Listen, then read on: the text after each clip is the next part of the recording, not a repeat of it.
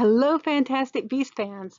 Some recent cast news may shed some light on Credence Barebone's biological family, but could it also link him to a certain school known for its dark magic? I'm Susan Chapal with Fantastic Secrets Behind Fantastic Beasts to bring you the clues. Join me and other Fantastic Beasts fans here on the Beast Chaser Forum as we uncover the secrets, discover what's coming first, and play along with Rowling's newest game.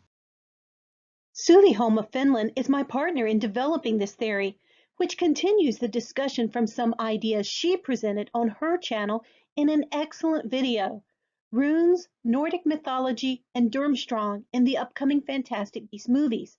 I highly recommend that you check her video out first and have linked to it above and in the description below. It was recently mentioned on IMDb that an actress was cast to play the role of Credence's aunt. The fact that we will possibly be diving into Credence's biological family is fascinating enough, but what is even more compelling is the heritage the actress who was cast hints at. Linda Santiago is a Swedish actress, as shown by her bio at commercialactors.com. Does that mean Credence's birth family is from Northern Europe? And how does this relate to the other Scandinavian actors we've seen cast so far for the next film? We already have two Icelandic actors with Olafur Olafsson as Skender and Ingvar Sigurdsson as Grimson. Now, with Linda from Sweden, that makes three Nordic actors. Suvi and I think that these Scandinavian actors are a strong hint that we will be meeting many of Grindelwald's fellow Durmstrang alumni. Might Credence's family be some of them? But which side of Credence's biological family will we be exploring? Is the aunt from his father's side or mother's? Mary Lou talked about Credence's wicked mother, but that doesn't mean his father was not also magical. Also, if his mother was American, that might leave his father to have been from a Nordic country. Early casting news released a young character named Sebastian, which Suvi says is a common Swedish name as well. Could he be Credence's father? Will we see him in a flashback? However, Suvi and I have an even more intriguing thought. Could the family have sent young Credence as far away from his homeland as possible for his own protection, or to protect others against him? After all, he possesses a power stronger than any other known Obscurial. Why? Could his power be linked to his biological family? Could the power he gained from the parasitic Obscurus have been strengthened by latent biological magic he already possessed? Credence has been shown to possess powerful abilities, magic that we now think might be partially hereditary. As we've seen in the wizarding world with Tonks and Teddy, as well as Trelawney and her ancient kin Cassandra, some unusual magical powers can be hereditary.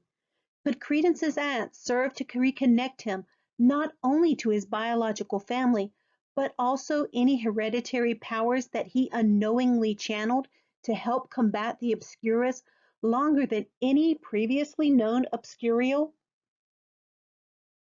Might Jo be exploring a side of magic that was definitely a part of Potter, but not fully developed, one that is informed from her work with her Loomis Foundation?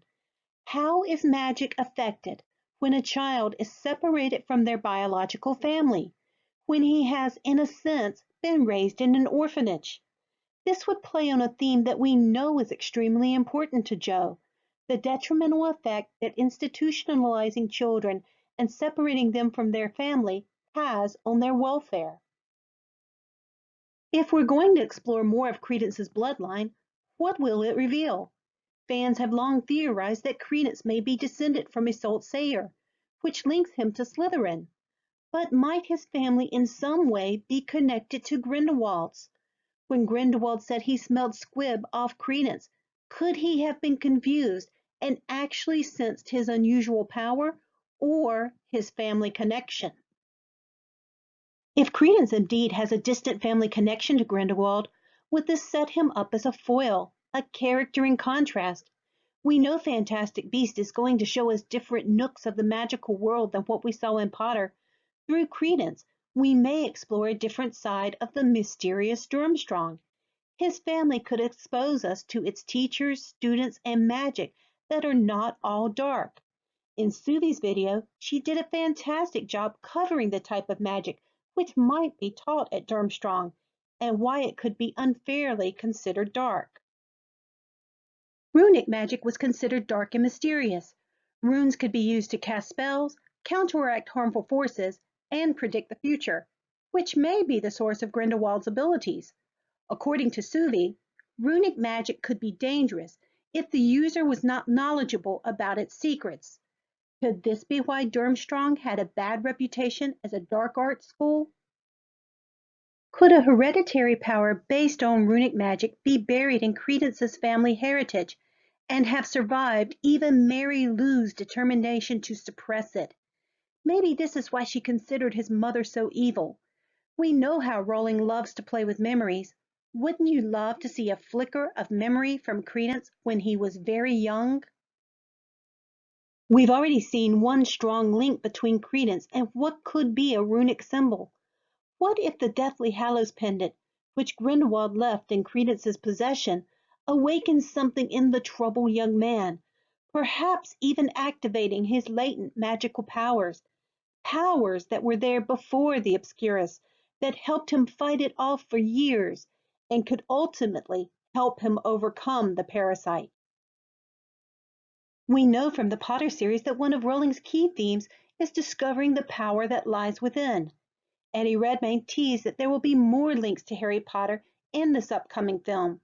Credence's possible familial links to Durmstrang could shed new light on characters we'll later meet in Potter, like Igor Kokorov or Victor Krum.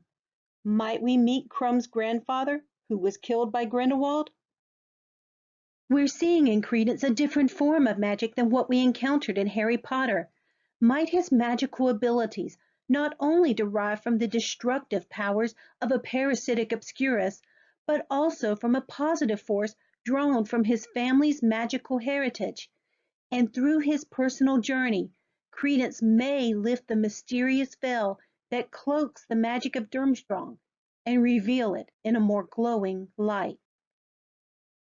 Suvi and I both believe that Rowling may be channeling her experience with Lumos to show that orphans often have living family, and the damage it does to be sent away from them.